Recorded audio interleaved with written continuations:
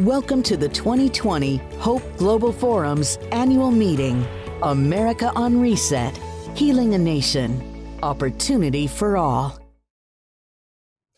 You're going to get a special treat today. Very rarely do you get a leading political figure in this country who acts like a public servant first. And very rarely do you get a chance to have an off-the-record conversation with that person as if they're in their own living room or yours. Very often do you get to see not only the head, but the heart and the soul of a leader. You're going to get all that today. I am honored to introduce you to, at the 2020 annual meeting of Hope Global Forum, a meeting talking about America on Reset, Healing a Nation, an Opportunity for All. I'm happy and honored to introduce Governor Gina Raimondo, the governor of Rhode Island, the first female governor of Rhode Island in the history of the state. A Rhodes Scholar, a top of her class Harvard graduate, somebody who comes from humble beginnings. Her father struggled hard as an immigrant in this country, and after working at one employer for, I think, 26 years, laid off. So she's seen somebody lose their purpose. She's seen somebody in her own household that she respected and admired lose their identity and their focus, their sense of, yes, I am, and what I can do. She's seen how that degrades and grinds on the human spirit and how it affects everybody around that person. This is the normal, everyday struggle for underserved America. She grew up in a household of butchers, a family in the beef business, in the meat business, in the butcher business in Rhode Island. And one could argue that a young girl, a woman, would have a place. She decided to have a place at the seat at the head of the table because her family also taught her and inspired her to reach high. And reach high is exactly what she did. Top of her class in school, top of her class in Harvard, as I've already mentioned, Rhodes Scholar. And today she's, I think, a model governor for the nation. We're gonna get into the conversation. You're gonna hear some of her accomplishments, but more importantly, you're gonna see her heart. I think you'll literally feel the depth of her care and her soul. And she governs for all people, be they Democrat, be they Republican, be they Black, be they white, be they rich, be they poor. And I think she's got a model. We're partnering with her on some work there at Operation Hope, and we're going to deepen our relationship. She understands the new Marshall Plan I wrote because in many ways her family lived the Marshall Plan, and she governs a state that had once had the highest unemployment in the nation. And before COVID hit, she had returned it to its prominence of one of the lowest unemployment rates in the country and one of only 4 states with free community college education, which, let's just say, an investment in all of her people. Ladies and gentlemen, my friend, Governor Gina Raimondo. Thank you, John. That was a especially kind and generous introduction. Although that's how I try to live and an ideal that I try to live up to. What you say is so true. I don't think of myself as a politician. I do think of myself as a public servant, elected to serve all the people, whether they voted for me or not. And that's been truer during COVID than ever. So thank you. Thanks for having me. As I was chatting with you before the program, thank you for all you're doing. I love it. I love that you are taking the occasion of the crisis going on in America to move forward on concrete, bold changes. And I think it's terrific. So keep going. And the more we can partner together, the more successful and effective we're both going to be. Well, thank you, my friend. You know, I learned early, never let a crisis go to waste. Yeah, And so God really does have a sense of humor. We've got a global health pandemic. the worst in over 100 years. We have a national economic crisis and a 400-year-old social justice reckoning with regard to Black America, all happening within the course of 4 months. And on top of that, you've got environmental challenges, sustainability challenges, and a world that was trying to move from analog to digital, from physical to technology-based. And it's taken us 15 years or 10 years to go from 0 to 15% e-commerce penetration in this country. And now we've gone from 15 to 25% e-commerce penetration in 8 months. It is compressed. Our worlds are compressed. Our lives are compressed. And challenges like this don't, in my opinion, don't build your character, it reveals it.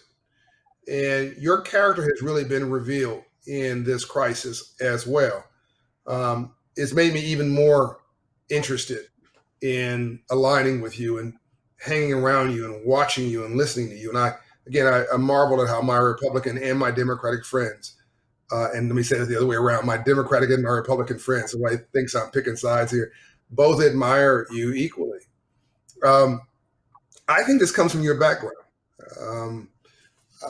This is a question, but your dad struggled, coming from a family, I believe, of butchers, if I got that right, and meat butchers, and he struggled for 26 years, not being fully recognized for his challenges. I think he worked someplace and I think was laid off there as well, and it was a tough deal. And you grew up in that environment as I'll say, an immigrant family, outside of the power structure, working class.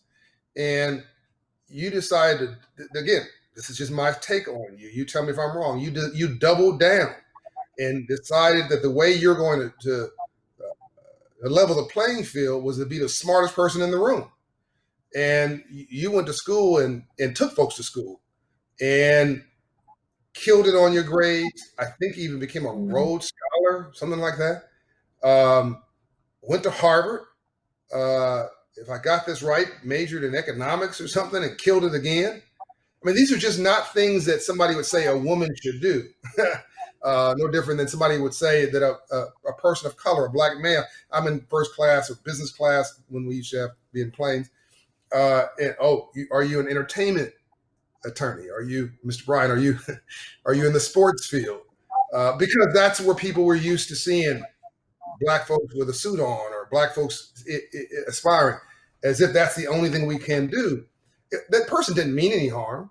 That's just they're living their perceived norms, and there were perceived norms about women in the 20th century, and even in the 21st century, as we are now finding. We were reminded that you're not supposed to be doing all that stuff, and then you went on and not just achieved in business and in civil society, but became governor of Rhode Island at a time where Rhode Island's unemployment was one of the worst in the country, if not the worst in the country. The worst. Where half of your residents have a high school education, if I got that right, about that.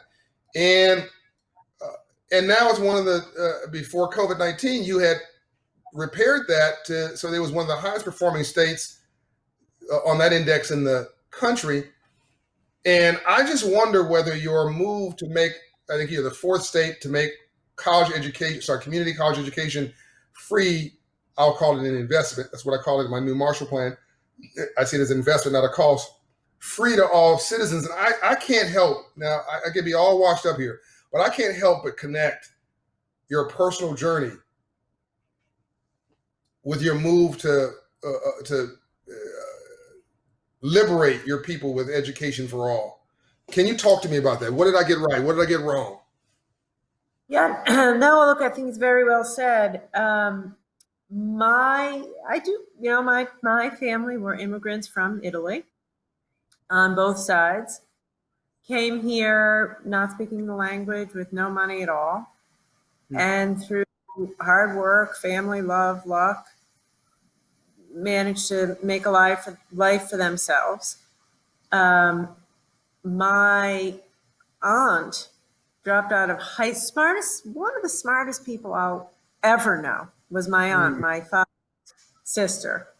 Yeah. So smart, so talented in so many ways.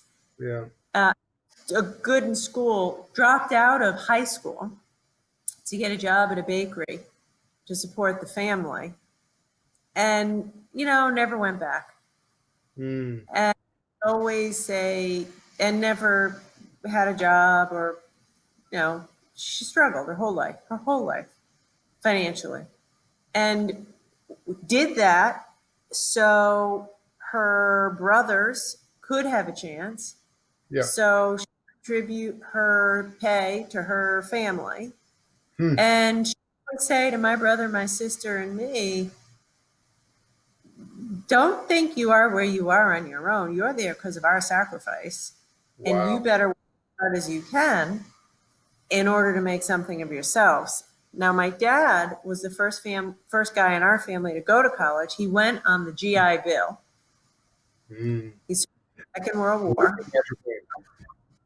You got it. You asked me why I have religion about this? Because it's my life. Yeah. He never could have gone to college. His parents didn't go. His brothers and sisters didn't go. I just told you the story about his sister. He served in the Second World War in the Navy, and then he got to go to college.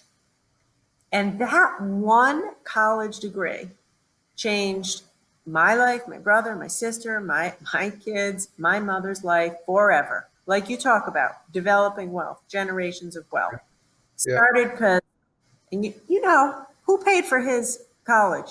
The United States government. It was an investment and has generated millions of wealth and opportunity. And still doing it. And it's absolutely still doing it. So now, like you said, it wasn't always easy. He got a job at the Boulevard Watch Factory once upon a time in Rhode Island in the 80s, 60s, 70s, 80s. We were the jewelry manufacturing capital of the world, really. Rhode Island. Rhode Island was. But Boulevard Watch had 2,000 people here. Tiffany had a big factory here. Spidell had a huge factory here. It seemed to me as a kid growing up, everybody's dad worked in some jewelry business. Anyway, my dad worked at the Boulevard Watch Company. It was I will say I was blessed. We were never rich, but we were never poor. As my dad said, there was always food on the table and a roof over our head, and he was right. And he got into his carpool in the morning and went off to the factory. And as a kid, it seemed like there was a job at that factory for everybody. His buddies were the custodian, the security guard, etc. After working there for 26 years, he was 56 years old, and they closed up shop, moved the jobs to China, and he was out of luck.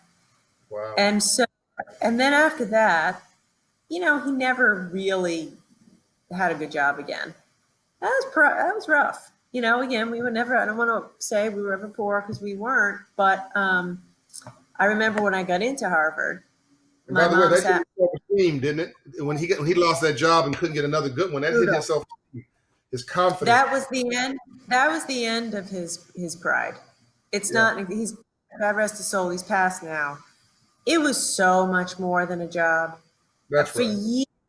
For years after he lost his job, whatever he was down or cranky, in a bad mood, short-tempered with us, the kids, I'm the youngest of three, my mother would say, you guys just don't get it. Your dad lost his pride, his confidence, his purpose.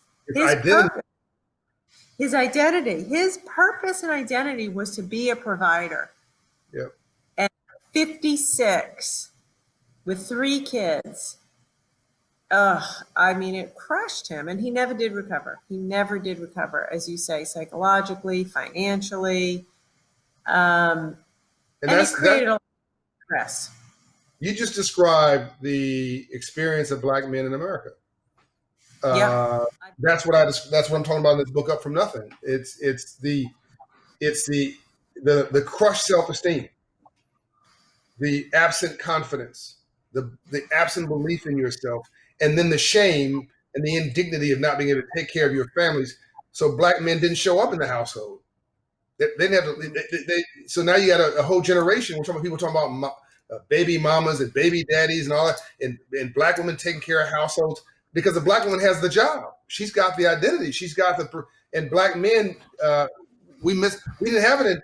There really was not a Marshall Plan for us when Black GIs came back out of the military. Very small fraction of them were able to get that house, that apprenticeship, and that education, and they were rejected. And so your totally experience really resonates with me in that regard. I'm so glad you said that, because there's so many people like me, white people, who have came from. You're white? You're pretty cool. Who came from not perfect backgrounds, immigrant backgrounds, not rich, blue collar, but yet we had so many more privileges than Black people in the same situation. So take my little family. My grandpa, as you said, you were right. All my father, all his brothers, my grandfather, they were all butchers. They were meat cutters. Okay. I was a 5-year-old girl. I could tell you every cut of meat. I could go through the whole cow and tell you every piece of meat. We were grilled on that. So I knew that as a little girl. But anyway, my grandfather was a meat cutter and made his living, but he was also one of the guys that founded the Meat Cutters Union in Rhode Island. Didn't get to join unions. My grandpa and his friends, and this was a long time ago, could get in the union, raise their wages, get better working conditions. Back then it was wages, but it was safety because it was a dangerous job. Better working conditions. Black people were shut out of that institution.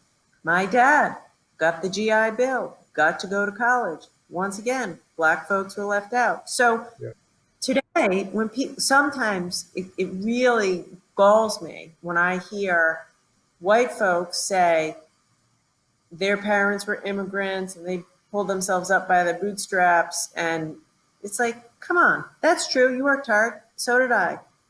But don't you ever forget that you weren't the victim of really systemic racism that, as you said before, is hundreds of years old. Is the largest reverse transfer of wealth in world history because America is the largest economy in the world. And for 246 years, so my grandfather, my great grandfather was a slave. My grandfather, R.B. Smith, probably was a slave as a child. He wrote in 1871, but he somehow found an independent streak and some opportunity and was able by 1940 to own a farm. My dad became a business owner because his father was. I became a business owner because my father was. But that story started in 1940. He was born in 1871. Before that, it was just slavery. So from 1619 to 1870, you didn't get the benefit of your labor if you were in my family. You worked hard, and the guy with the big house, his house got bigger. Reverse transfer of labor. And you couldn't build capital because you were capital. They traded you, financed you, insured you. And so the richest city in the world, Governor, in 1850 was Natchez, Mississippi. We know the business that they were in. And American GDP was 2/3 cotton in 1850. The word millionaire came out of New York City in 1850. So it is not an emotional conversation. It is math. That if you look at today, the average African American makes 60 cents on the dollar of their white counterparts. The net worth is 8 cents of their white counterparts. This is literally somebody starting the monopoly game a few hundred years further along with different rules. And no one's asking today for handouts or sympathy statement. We're saying racism is an expensive levy. and how many tens of trillions of dollars in additional GDP would America get, and how many hundreds of billions of dollars would the eastern states get, and specifically Rhode Island get, if we said knock it off to all this silliness and we all agree we're on the same team? And that's really what I love so much about how you, in my opinion, have taken your personal story and made it a professional mandate. Yeah. Can you talk a little bit? Go ahead. No, so you mentioned earlier that one of the things I've done, and it's one of the things about which I'm most proud, is I brought about tuition-free community college. And I did that, again, my own personal experience. People said to me, when I campaigned for that, it was not popular, actually. Yeah. Wow. Many people said, it was surprising. Truthfully, it was very surprising to me. It was not popular. It is now, because it's a success, but at the time it wasn't. So many people said, I paid for my kids, I paid for myself, the government shouldn't be doing that. And I would say, well, and I would go through the story of my dad, first guy in his family to go to college, and I said, it was the government that paid for him, and it changed my whole family's trajectory forever. So for me, it was personal, but here's what I was going to say. 2 years after starting that initiative, we've seen an increase of on-time graduation rates of students of color of 5 times, 500% increase. Wow. 500% increase in on-time graduation rate of kids of color, young people of color. So what does that tell you? That tells you these young people are smart, ambitious, want to work hard. They're not looking for a handout. Want to work hard, stay in school, graduate, do well. They just broke. They don't have the money. That's right. And that's not fair. That's not fair. Not fair. And the average size of our scholarship is hundreds of dollars. So what does that tell you? I'll never forget, I did I think it was radio program when I was trying to get the Promise program passed. And the guy interviewing me said, oh, come on, Governor, you're telling me people drop out of college over $500? I said, absolutely, it happens every day. Yes. He said, they can't just go to their grandma and say, hey, grandma, hey, grandpa, give me a loan. I said, no, maybe you could. But my grandma and grandpa couldn't give me a loan. And these kids, where do they go? So their choices are literally pay the $500 for tuition, or pay the rent, or help my mother, or pay the health care. I had a state trooper. I'm the first female governor in Rhode Island. I said I wanted to have, in the history, first woman ever in the history of Rhode Island. And I said I wanted to have a female trooper on my detail to protect me. So I also have and that's the first time that's ever happened. Yeah. First time ever a woman protected the governor. It happens she's a woman of color, and she's awesome. Yeah. She grew up poor section of Providence, young Black woman, awesome, smart, fabulous. One night I was telling the story, and she was driving me, of how many people drop out of college over $400, $500. They drop out, they never go back, a lifetime of poverty. We're driving home that day, and she said, Governor, you know that story you tell? That was me. I said, what are you talking about? Wow. She said, I was a sophomore in college. My grandmother died, and we had a choice. My father came to me, and we had a choice. We could either pay for Grandma's funeral or pay for the next semester's classes. So we decided as a family, we'll pay for Grandma's funeral. But, one thing leads, once you drop out, that's right. One thing, another, she got married. Now, it worked out great for her. She's a state trooper. She's fantastic. But she never got the degree. And I think she will get it one day. So, my point, I'll be damned if $500 is going to stand in the way of somebody getting a degree and achieving their dreams. It's not right. It's not fair. And it's an investment, not charity. No doubt about it. And I believe that education banishes ignorance, banishes racism, banishes fear, breeds confidence. You cannot have a world-class country and a world-class state that have a primarily high school educated people. It's just it doesn't it's not a value statement. It's common sense. You need as much education as you can shove down your throat. That is the American aspiration. That is our royalty. Is that educated class, that business class, that ownership class, and you have to start by owning yourself as this trooper, saying, I want to own my own independence. And so this is what you're doing here is a gateway for so many. And I have to remind my Caucasian friends that their first winners of affirmative action were them. They had 300 years of white affirmative action. You can figure that one out later. And it was massive. I mean, it created the largest economy in the world. I mean, free labor and free capital for 300 years. I hope you enjoyed it. Okay, now it's time to level the playing field. And this is an investment, it's not a tax, and it's not a giveaway program. This makes everybody better. Crime goes down, hope goes up, GDP goes up, job gets created, everybody wins. I love what you're doing there, and I don't think I realized until recently how easily you globbed onto, or not globbed onto, but attached yourself to the vision of the New Marshall Plan, because it was your family's story. New Marshall Plan, what I wrote, because it was your family's story. You understood it so well. The upgrading of that, it worked before. It created the white middle class. Why can't it upgrade now to create an all of us middle class? What you're doing with education, what you're doing I want to talk a little bit about your COVID-19 response work and a couple of the things you're doing there in the state that you're so proud of. And we're going to announce at this Hope Global Forum something else that we're going to work on a little bit later, which is going to hopefully supercharge Black business creation in your state. But talk to me right now about how through what lens did you see COVID-19, and what caused you to pivot so adeptly and specifically around your response, which included jobs and business? Yeah.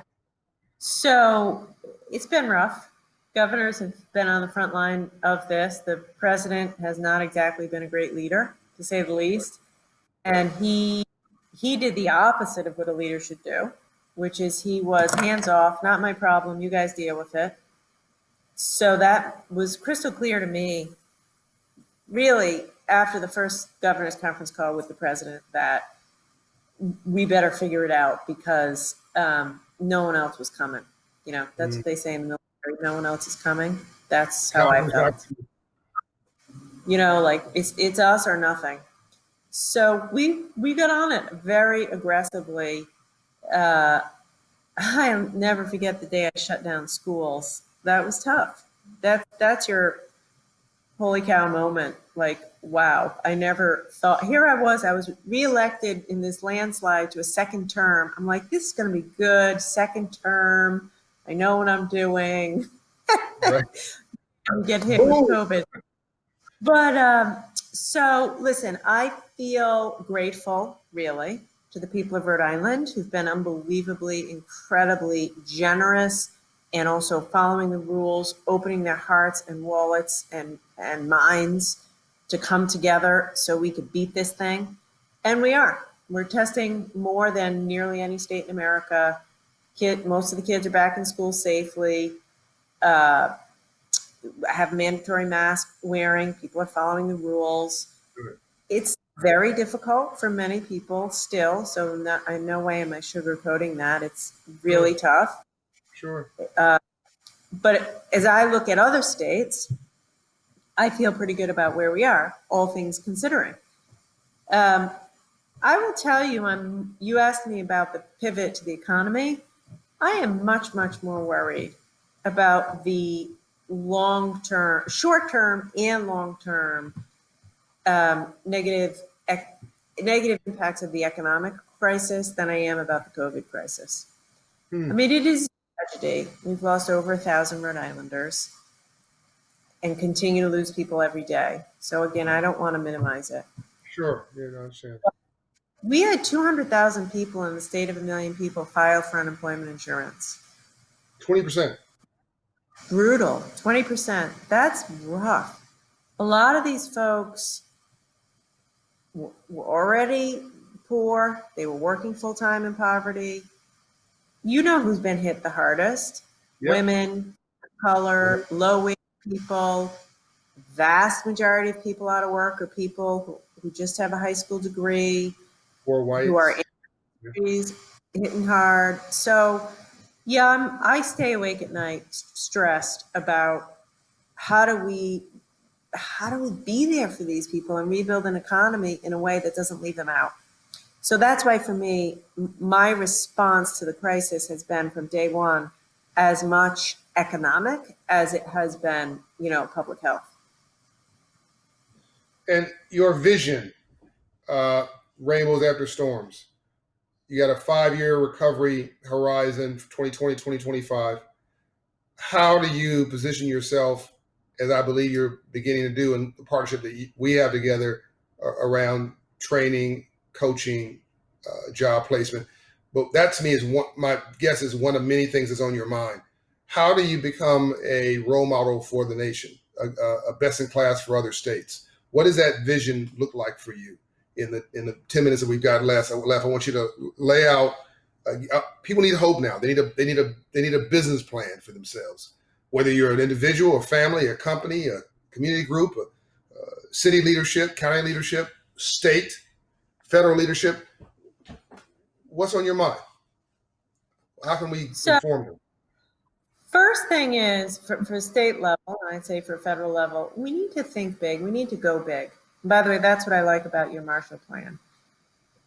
There's no time for tinkering. The consequences of going too small are tragic. The consequences of going too big, maybe we take on a little too much debt as a nation. Maybe we spend a little too much. I'd rather be there and rebuild America. Yes. I'd rather be there and rebuild America than the alternative, which is skimping out. So what am I talking about? To build our way out of this, I believe massive investments in infrastructure. Most of our school buildings in Rhode Island and in many places in New England are truly falling apart. Completely, totally unfair, inhumane to send children, particularly poor Black and brown communities. These schools are terrible. Rebuild them. Modern schools with labs, with Wi-Fi. Give these kids a chance. Public health, come on. It's finally time for universal, finish the promise of the Affordable Care Act, reach the last people who don't have insurance. Everybody ought to have access to health care. Don't go small, go big. Everyone ought to have what Rhode Island has, which is the 2 years tuition-free community college, or some kind of account that they could get an apprenticeship or job training or credentialing if you don't want to go to college. Right. Housing, big investments in housing. I'm proposing to our legislature right now the biggest investment in housing really that I know of. It's time for serious solutions to our affordable housing crisis. It's no one thing. It's go big or go home, and it's time. Yep. So that's the first thing, go big. The second thing is, I hope we learn the lesson from the last recovery that we can't leave certain people out. So the face of the Great Recession, 08, 09, were of working class white men. Yep. If you think about it, and by the way, they got crushed, and that's that's tough. Again, I have to say with that. But as a result, we didn't do very much in the rebuilding after the last recession for women and people of color. Mm-hmm. That at the peak of our recovery in 2019, women were making 60 cents on the dollar relative to men. You pointed out, people of color were not doing better. women came out heavily indebted. 2/3 of minimum wage earners are women. Like, come Wow. on. This crisis now, when we're building back, and as VP Biden says, building back better, let's an equity lens to the way we rebuild. Let's not rebuild and leave Black people out of housing and education.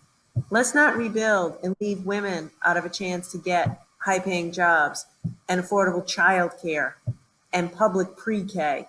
It's like, I think it's essential. I think it's essential for our democracy to rebuild with this equity lens. So I have passion about this, and the work that we are doing together. I don't know, talk about it for a minute, but it's the Sure. job training. Sure. A guaranteed job at the end of the training. It's not train and hope you get a job. You graduate, you got a job. Not train and pray. Not train and pray. It's train and get a job. Right. And then wrap around services. You can't put your life on hold for job training. You got a Right. kid, you need childcare. You're poor, you need a free bus pass. You're buried in debt with a terrible credit score, you need financial coaching, That's which right. is what you are providing. So we're going to give you that wraparound services, childcare, financial coaching, and transportation to get you to the finish line of the training to get you a job. I think anything short of those kind of robust investments, it won't cut the mustard. And we'll be here 10 years from now wishing we had done more.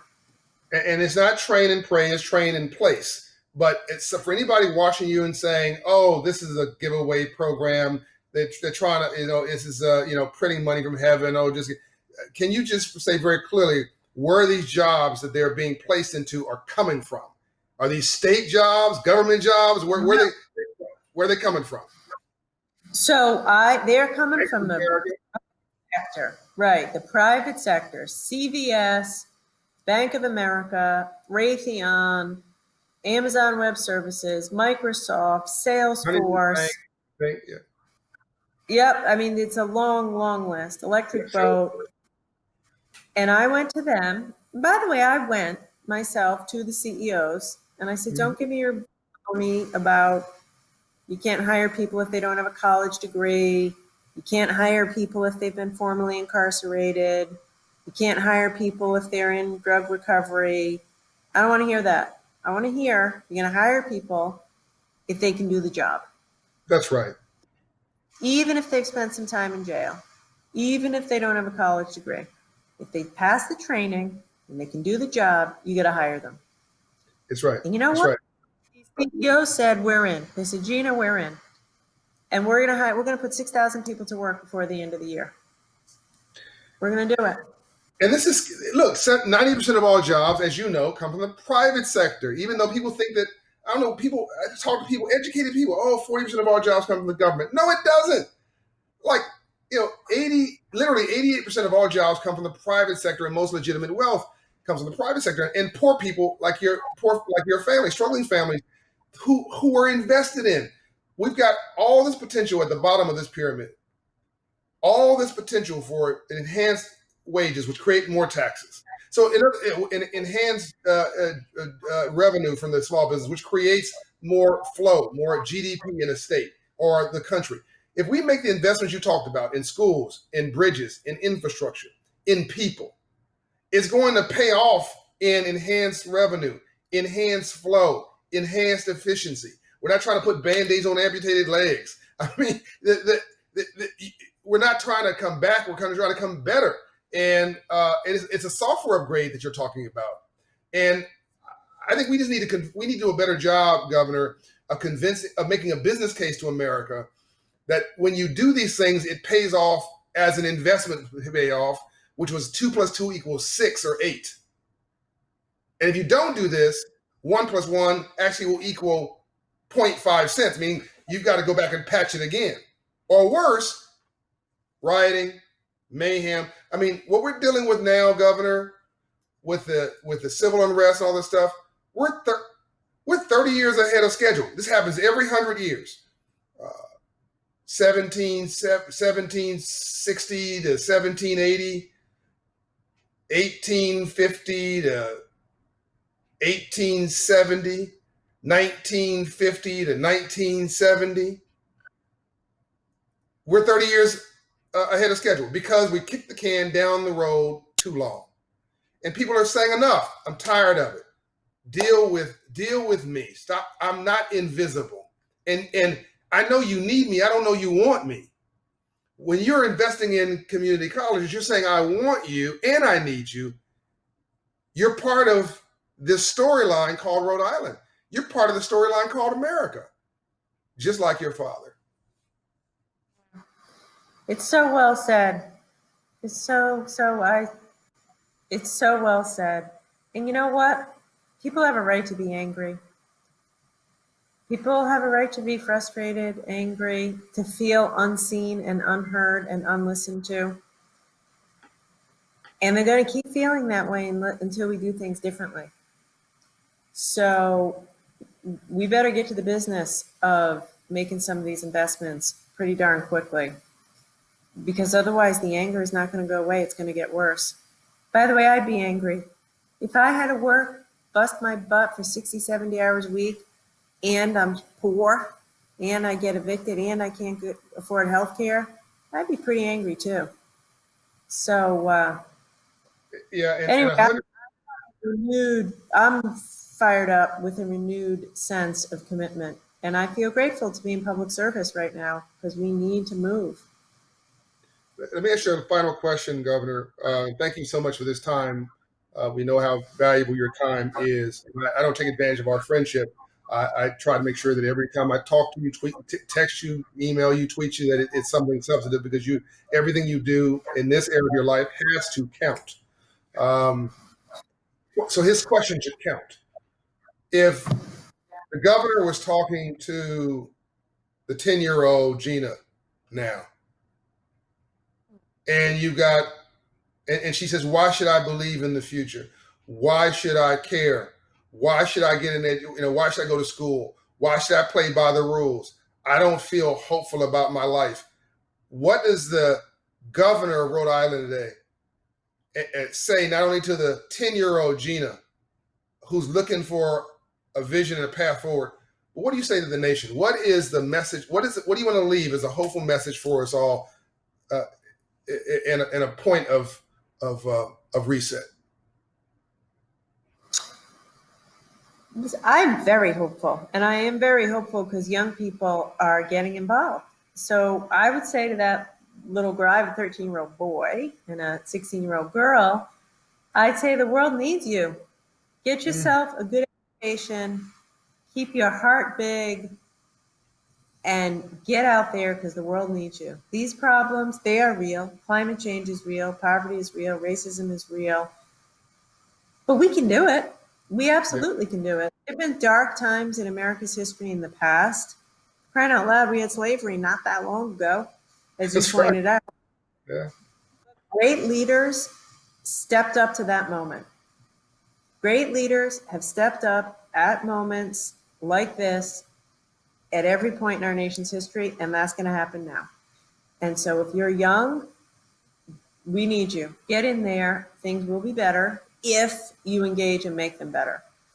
But there's no problems we can't solve, but it's a crisis, like you said. For the old folks like us who are in the game right now, we gotta stop messing about with small solutions, recognize the size of these problems, and give us some real solutions. Yeah. You are a leader who, the Bible says, where there is no vision, the people perish. You are a leader with a vision. Your solutions are bigger than the problems that we face. And you've got the backbone, the fortitude, the head, and the heart to see it through. And that's why I believe in you. Governor, thanks for being with us at the Hope Global Forum Annual Meeting 2020. I'm sure you have inspired many, many, many 10-year-old young Ginas and 16-year-old young men to live their best life. And maybe even a few older folks too. So with that, I say thank you, and let me let you get back to governing. God bless you, friend. Thank you. God bless. God bless, and keep going. Peace and light.